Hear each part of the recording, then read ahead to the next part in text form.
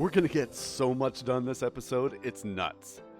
Before we get to our big projects for the day though, I want to first thank all of you for the great support and feedback that you've given my channel this last couple of weeks. It looks like you're all really enjoying the content, and that motivates me so much. You know what we have to do first though. We have to show that mining montage from our weekly mining stream. So go get some snacks. Here we go.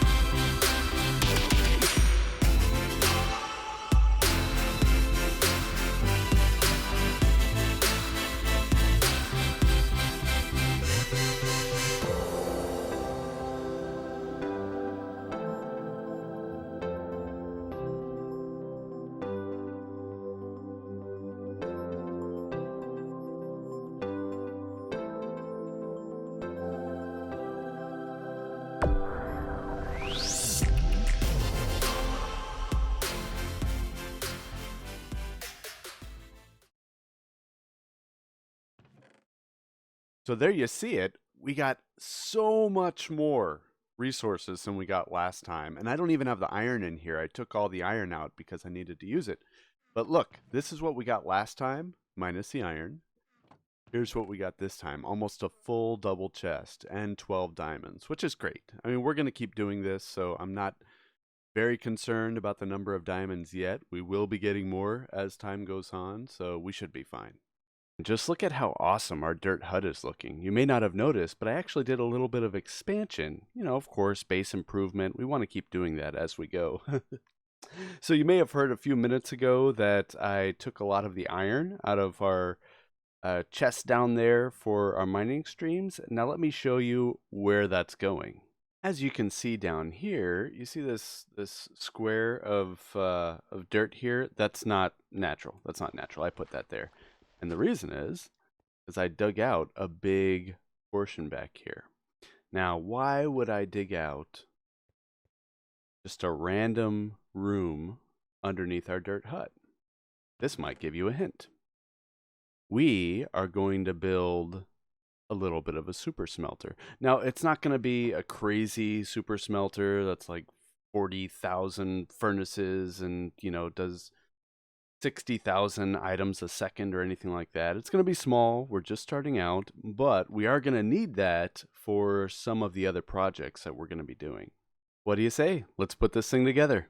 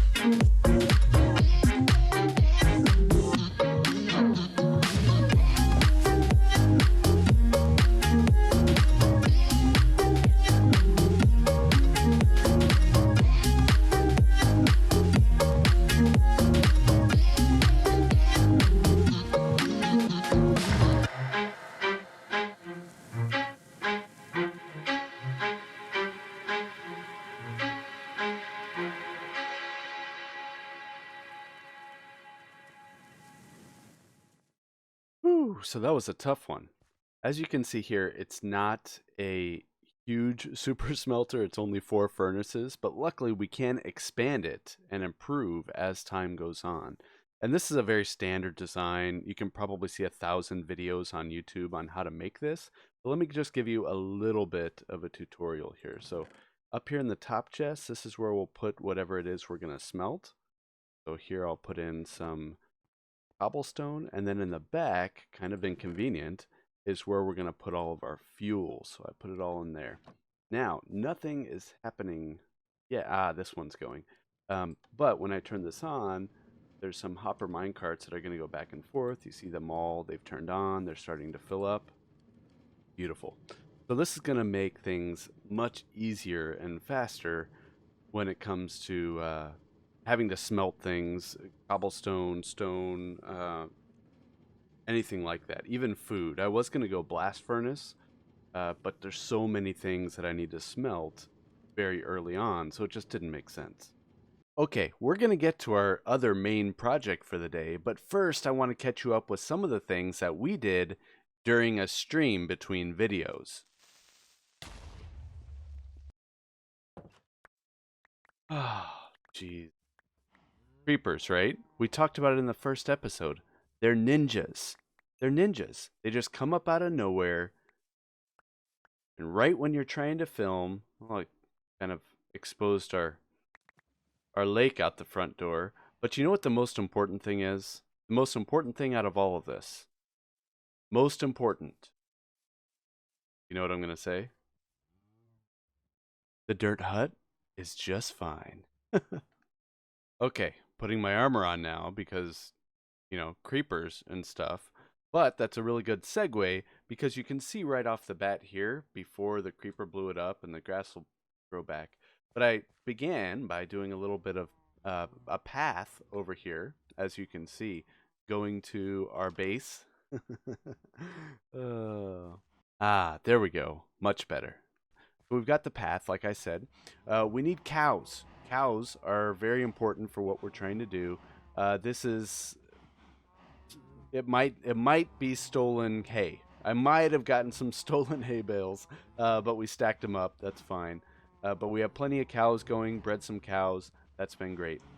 If you look over here around this little pond that we had out front, not the one that just got covered again by dirt, but this one over here, we've got some sugarcane growing, also very important for what we're trying to do.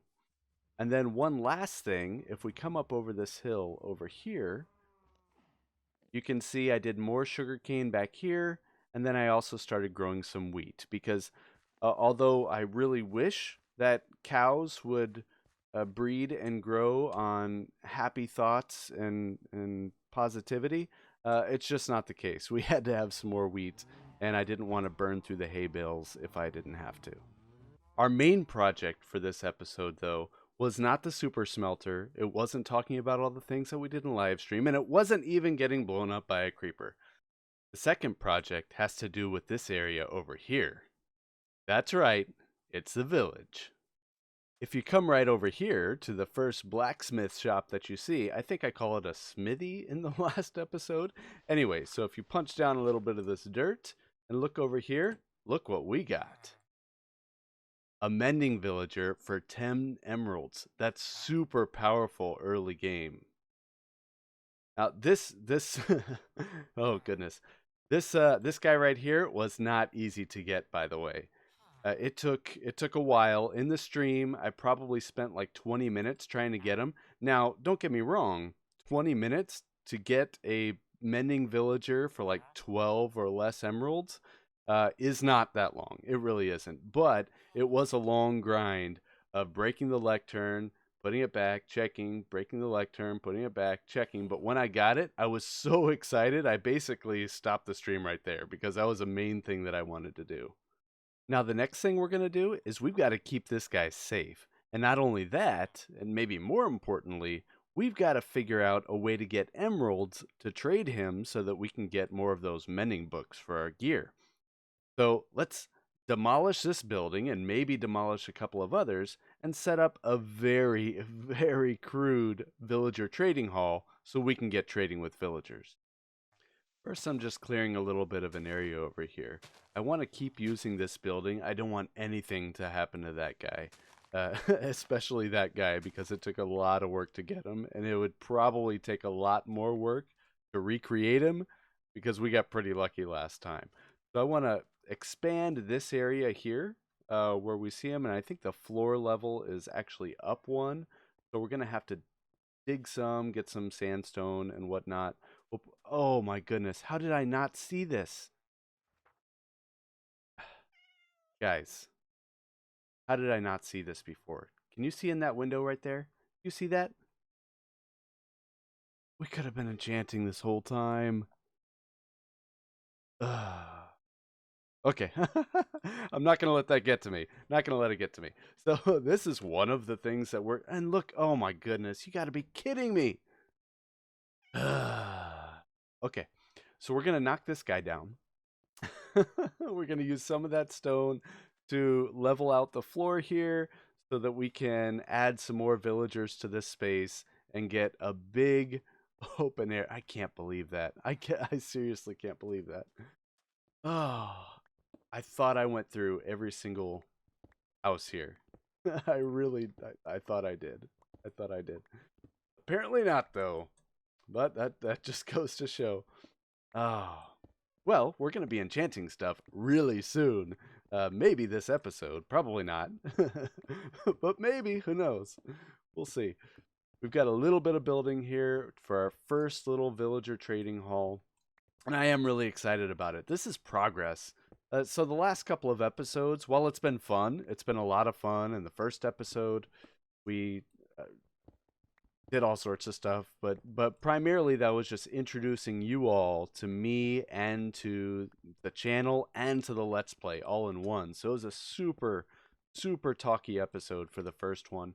The second one, the main thing was finding our location, finding a good place for us to set up camp, to start building and build our base and all that. And we did that, and that was great. And then, of course, you know, the dirt hut. We got the dirt hut going. Our what did I call it earlier? The filthy mansion. Oh, so good. But we're gonna take that, and now we're actually getting into things. We built a little super smelter. We're starting to do villager trading. We're gonna get into enchanting really soon. And this is a part where it really gets me excited.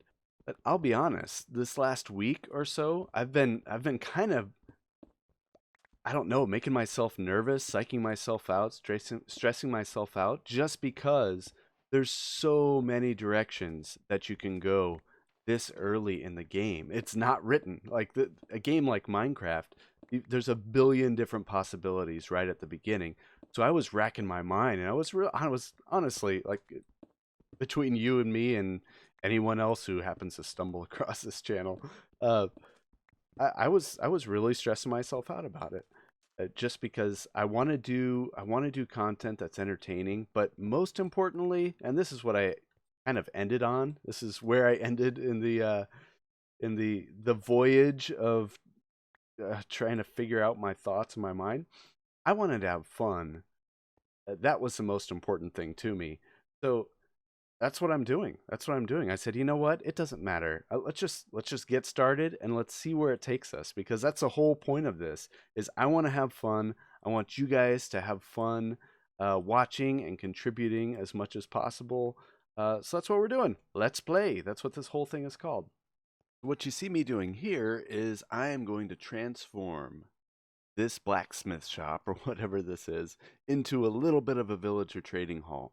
Now, I know I've done a ton of time lapses already in this episode, and I don't want to put you through that again.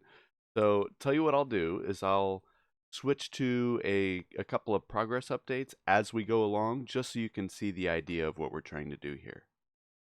There. So as you can see here, I've completely or almost completely gutted out this blacksmith shop.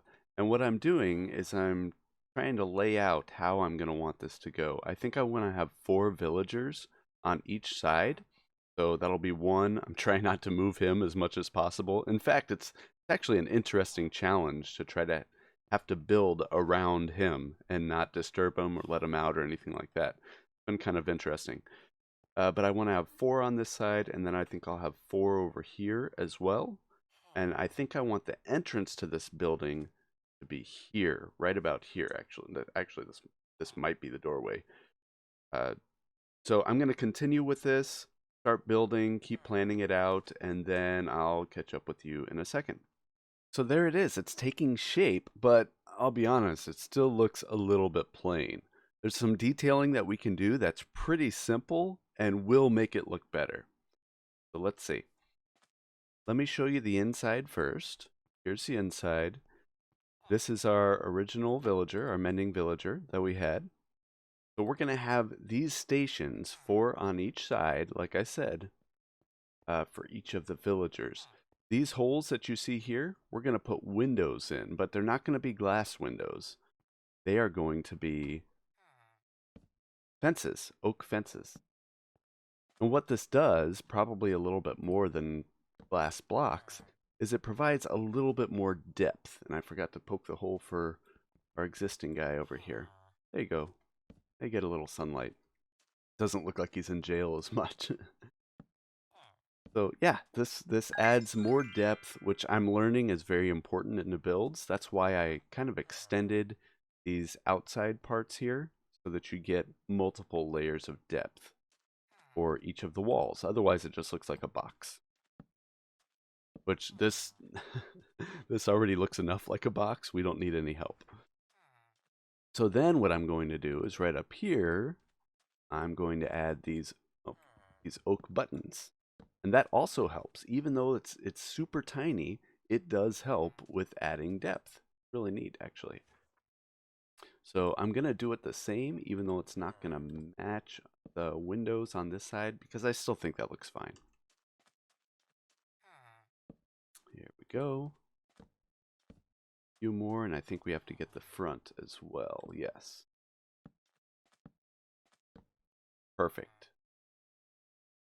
Now, for the front here, I want to keep these guys safe as possible, right? So what I'm going to do is I'll have an iron door here, and then here's something interesting that I like to do, is I like to put buttons on the ground, because pressure plates, I'm always worried that a mob's going to come up and just come in. And especially when you're dealing with villagers, they're always trying to escape. And I don't want these guys to be unsafe or stuck out here at night or anything like that.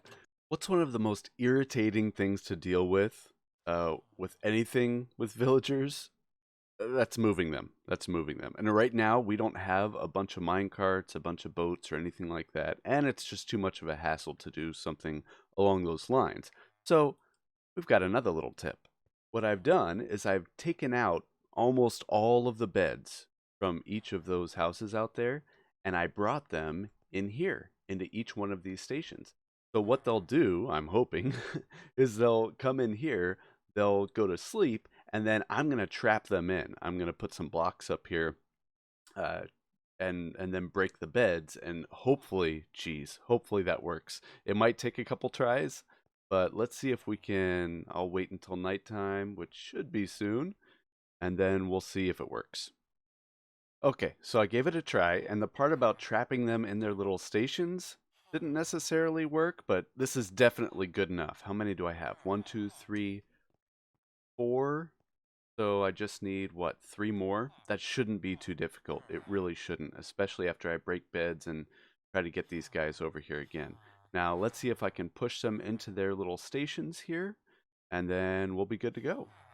And as you can see here, we actually managed to get all of those villagers into some slots here, and it wasn't as difficult as you'd think. One of the major tricks when dealing with villagers to keep in mind is anytime that you can section off areas so that they can't just wander around, it'll make things so much easier. Some of you might be able to connect the dots of what we're trying to do here.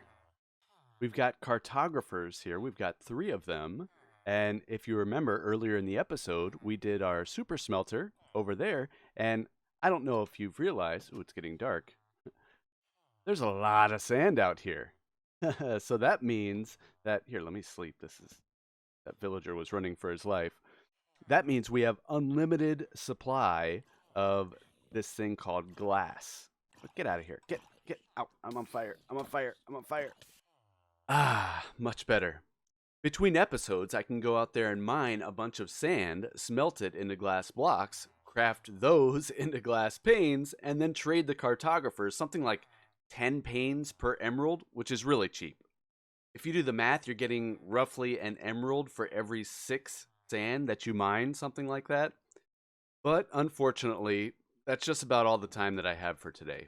Thanks so much for watching and hanging out with me. And if you'd like to support the video and this series, leaving a like and a comment really does help. I'll see you in the next episode. See ya.